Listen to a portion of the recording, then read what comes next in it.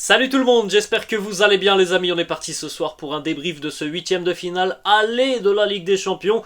Les Reds de Liverpool recevaient le Real Madrid. On rappelle d'ailleurs que c'était le remake de la finale de l'édition précédente. Quel match incroyable! C'est déjà vraisemblablement l'un des plus beaux matchs de cette édition de la Ligue des Champions, avec encore une fois un Real Madrid détonnant, à réaction, renversant. Bon, il y a beaucoup d'adjectifs que l'on pourrait utiliser. Le Real s'est imposé d'une manière très autoritaire ce soir du côté d'Anfield sur le score de 5 buts à 2. C'est très impressionnant comme score. Mettre 5 buts à Anfield, c'est rarement arrivé dans l'histoire du football. Je crois que c'est arrivé 4 fois dans l'histoire du football qu'une équipe vienne marquer au moins 4 buts à Anfield. Le Real en met 5 ce soir après avoir été mené 2-0 dans cette rencontre au bout de 14 minutes de jeu. C'est quand même assez fou ce qui s'est passé tout au long de cette rencontre. Alors, c'était pas forcément une surprise de voir les Reds démarrer très très fort. On en a l'habitude, c'est le style Jürgen Klopp de mettre beaucoup d'intensité sur le début d'une rencontre. Et la preuve ce soir, c'est que ça a plutôt bien souri pour les Reds. Mais quand on en a parlé hier et quand on en parle déjà depuis quelques semaines sur la chaîne, c'est pas anodin le fait que l'on dise que cette équipe de Liverpool cette année, elle est malade, elle est en manque de repères. Ça s'est vu sur quasiment 70 minutes aujourd'hui. Les Reds de Liverpool, ils n'ont existé que 20 ou 25 minutes sur les 20-25 premières minutes de cette rencontre. Ensuite, le Real a pris le dessus et je trouve a pris assez largement le dessus, notamment au milieu de terrain. Alors il est vrai que ce soir, côté merengue, évidemment, l'efficacité était de sortie, puisque quasiment toutes les situations chaudes, elles ont terminé au fond des filets. Et on doit bien se le dire, on a l'impression de revoir la même équipe que l'année passée en Ligue des Champions. Cette physionomie de match, elle est tout de même complètement folle. On est mené 2-0 au bout de 14 minutes de jeu à Anfield. Pas de panique, aucune pression côté merengue. On est conscient de ses qualités, de ses forces.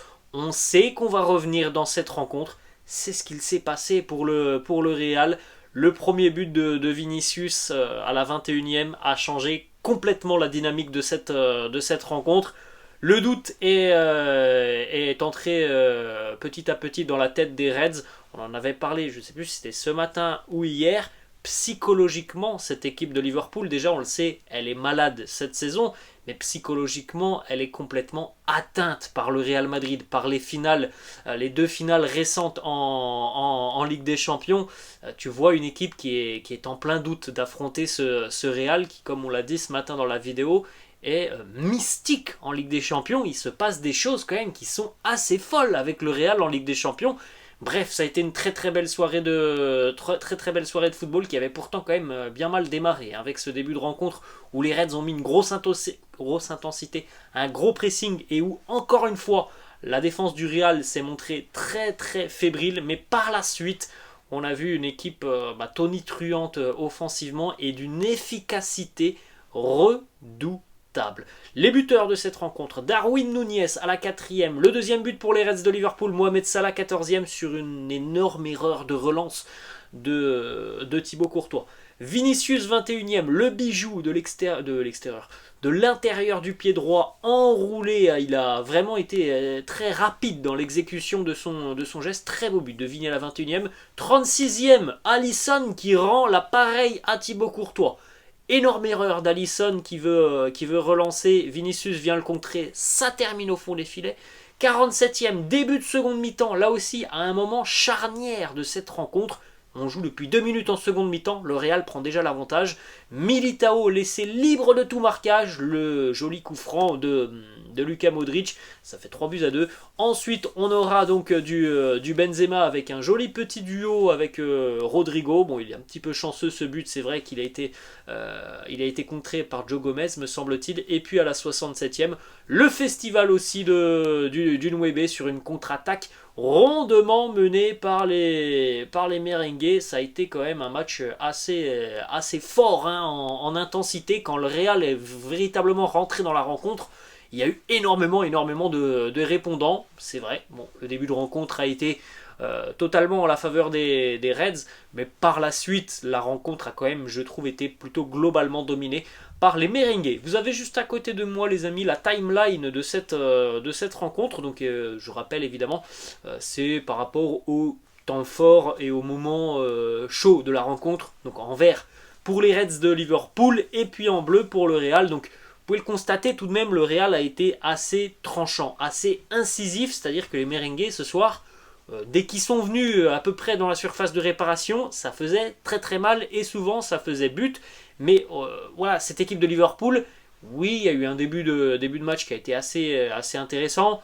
Évidemment, la fin de match plutôt en faveur des Reds, étant donné qu'ils étaient menés 5-2, mais ils ne se sont pas montrés dangereux sur la seconde mi-temps, hein, du tout, les Reds quasiment. Et puis, en termes d'occasions franches, oui, il y en a eu quelques-unes en début de rencontre, il y a eu ces 2 buts, mais sinon, Liverpool a été tout de même très maigre hein, dans ce qu'ils nous ont proposé, ce soir. Et évidemment que la différence aussi, elle se fait par le talent individuel, notamment côté merengue. Il y a tout simplement plus de talent du côté du Real à l'heure actuelle, sur des lignes offensives, au milieu de terrain. Et même si, on le dit souvent sur la chaîne, hein, le Real a quand même une défense qui est très fébrile depuis le début de saison. Que dire de cette défense de Liverpool qui, franchement, est catastrophique. On continue avec les stats de la rencontre. La première stat, les amis, ce sont les expected goals. Alors ça, ce sont des stats un peu particulières. Mais voilà, c'est basé sur plusieurs facteurs. Liverpool aurait dû mettre 2 buts ce soir. Ils ont mis leurs 2 buts. Ce qui est dingue, c'est quand même du côté du Real. Ce soir, on est sur une efficacité qui est redoutable. On aurait dû marquer, d'après toutes ces statistiques, 1,66 buts. On en met 5. C'est dire à quel point le Real a été clinique, a été chirurgical tout simplement dans la surface de réparation. 52% de possession côté Reds, 48% pour le Real. En termes de tir, c'est l'équilibre. 9-9, 5 cadrés pour les Reds de Liverpool, 6 pour le Real. Il y en a 5 qui terminent au fond. Ça aussi, c'est quand même une stat assez impressionnante. On continue donc les amis évidemment avec la composition d'équipe de Carlo Ancelotti pour affronter les Reds. Thibaut Courtois dans les buts, Rudiger et Militao en charnière, David Alaba côté gauche, Dani Carvajal côté droit, Camavinga, Modric, Valverde au milieu de terrain, Vinicius, Benzema, Rodrigo en attaque. Petite information déjà, c'est plutôt une bonne nouvelle d'ailleurs, hein. Toni Kroos au final était présent dans le groupe du Real, alors que l'on en a parlé ce matin, toujours visiblement un petit peu gêné par cette gastro-entérite. Il avait été annoncé forfait et pas dans le groupe. Il était bel et bien dans le groupe, il a même joué 5-10 minutes en fin de rencontre, donc c'est déjà aussi plutôt une bonne nouvelle pour le prochain match de ce week-end. On démarre avec Thibaut Courtois. Thibaut Courtois, c'est vrai que ce soir il est fautif. Sur le deuxième but, là il n'y a pas de doute, c'est une erreur. Après franchement, moi je ne vais pas en vouloir à Thibaut Courtois. Et c'est pas parce qu'il y a 5-2. Si le match avait été perdu par le Real, j'en aurais pas voulu à Thibaut Courtois parce que voilà, il est humain tout simplement. Ça arrive au meilleur gardien du monde. Pour moi, c'est le meilleur gardien du monde, Thibaut Courtois. Voilà, c'est une erreur qui arrive à Courtois. C'est déjà arrivé à d'autres gardiens. Je ne me fais aucun souci en ce qui concerne Thibaut Courtois. Je suis persuadé qu'il va très rapidement relever la tête et qu'il va se montrer de nouveau décisif sur les prochaines semaines. Donc voilà, c'est une erreur, ça arrive, c'est comme ça, hein, c'est le football, on est humain. Thibaut Courtois a beau être le meilleur gardien au monde, il peut être aussi victime d'erreurs tout simplement. Il l'a été ce soir. Hormis ça, bon, on va pas se mentir, il n'y a pas non plus 50 arrêts à réaliser hein, pour Courtois, malheureusement ce soir. Les 2 ballons quasiment qu'il a négocié, il va les chercher, négocier entre guillemets, parce qu'il y a cette erreur, mais l'autre, il va les chercher au fond des filets. Oui, il y a eu quelques situations où il a dû intervenir, mais ça a été quand même relativement un match assez tranquille pour le portier belge. On continue les amis avec la défense centrale. Encore une fois, Militao a été énormissime ce soir. Je pense qu'on aura des statistiques demain assez impressionnantes, notamment en ce qui concerne les dégagements, les duels, les relances qui ont été très très propres de Militao, l'impact physique qui encore une fois a été incroyable. Il est de nouveau buteur de la tête. Il me semble que c'est déjà son 4e but cette saison. Pour un défenseur central, c'est quand même très satisfaisant. Voilà, c'était un gros match de Eder Militao. Encore une fois, comme souvent, Antonio Rudiger a été un ton en dessous. Alors la deuxième mi-temps est quand même globalement très satisfaisante. La première mi-temps a été, je trouve, assez moyenne du côté gauche de la défense. David Alaba a été en énorme difficulté sur les 20 premières minutes. Tout est passé du côté gauche de la défense. D'ailleurs, David Alaba il est sorti blessé au bout d'une vingtaine de minutes de jeu. Et c'est vrai que voilà, David Alaba, je pense que il ne faut plus qu'on l'utilise en tant que latéral. Il a perdu ses automatismes, surtout défensifs. C'est sûr que c'est quelqu'un qui va se projeter et proposer offensivement. On l'a vu le week-end dernier, par exemple, du côté d'Osasuna. Mais défensivement, maintenant, je trouve en tout cas qu'il a perdu beaucoup d'automatisme, qu'il est beaucoup trop léger. Et franchement, ce soir, c'est pas que je vais incriminer David Alaba, mais c'est peut-être un mal pour un bien que David Alaba se soit blessé au bout de 20 minutes pour que l'on ait fait rentrer Nacho, qui lui a été beaucoup plus sérieux et beaucoup plus solide défensivement, parce qu'Alaba il prenait l'eau de tous les côtés sur les 20 premières minutes. Donc voilà, j'espère qu'il va revenir rapidement de cette blessure. D'ailleurs, ça fait beaucoup de blessures pour David Alaba depuis quelques temps. Mais franchement, ça a été une prestation de 20 minutes qui ont été catastrophiques de David Alaba. Nacho, comme d'habitude, a fait son match de soldat. Il a été d'ailleurs très présent offensivement en seconde mi-temps. Vous l'avez peut-être vu sur la fin de match, il s'est beaucoup projeté offensivement. C'est assez rare de la part de Nacho. Et défensivement, comme à l'accoutumée, quand on fait appel à lui, il répond présent. De l'autre côté, Dani Carvajal, là aussi, ça a été un match très sérieux de la part de Dani Carvajal. Très peu mis à défaut de son côté. Il a souvent été plutôt bien placé. C'est pas trop passé de son côté. Encore une fois, une grosse activité défensive. Des débordements, c'est un match encore une fois qui est sérieux, notamment pour Nacho et Dani Carvajal qui tous deux pour diverses raisons, l'un pour des blessures, l'autre parce qu'il n'est pas toujours titulaire, n'ont pas forcément toujours du rythme, mais en général voilà, ce sont de vrais soldats. En ce qui concerne le milieu de terrain, franchement ça a été un très gros match du milieu de terrain. Pourtant les 15 premières minutes ont été assez compliquées parce qu'il y avait une grosse intensité et il y avait évidemment une grosse pression de la part des Reds, donc les ballons n'étaient pas forcément toujours très bien assurés, notamment Camavinga qui a perdu un ballon très dangereux au bout de 5 minutes de jeu me semble-t-il, mais le match de Kama il est très très bon. Oui, je pense qu'il y a eu 3-4 ballons perdus par Kama qui ont été peut-être des ballons un peu dangereux, mais dans l'ensemble par rapport à la prise de risque de ses sorties de balles, par rapport à son activité au milieu de terrain, il a subi aussi 2 ou 3 fautes. Il fait encore une fois un match qui est très satisfaisant et franchement ça fait plaisir de le voir comme ça enchaîner les prestations intéressantes depuis quelques semaines maintenant en étant titulaire. Là, c'est quand même un match à Anfield, il est titulaire, il nous fait une très très belle prestation avec beaucoup de volume au milieu de terrain. Franchement, bravo à Eduardo Camavinga. Luka Modric, vous vous souvenez, ce matin on avait parlé de cette déclaration de Modric qui nous disait « Je veux tout simplement gagner et mériter ma prolongation de contrat au Real. Je ne veux pas que l'on me prolonge parce que je suis Modric, je veux mériter. » Je pense que voilà, le match ce soir, il a mis tout le monde d'accord. Si les dirigeants avaient un doute par rapport à Luka Modric, il a été exceptionnel dans l'utilisation du ballon, d'une justesse et d'une propreté qui ont été vraiment incroyables ce soir, avec beaucoup de déviations en une touche, des sorties de balles très intelligentes. Il est impliqué, me semble-t-il, je crois que c'est sur le 5e but, c'est lui qui va aller donner le ballon à Vinicius, ensuite Vinicius va donner pour Benzema, il délivre là le bon coup franc pour Eder Militao. Un très très gros match de Modric, on retrouve du très grand Modric. Fede Valverde aussi a été très très bon ce soir, une énorme activité de Fede au milieu de terrain.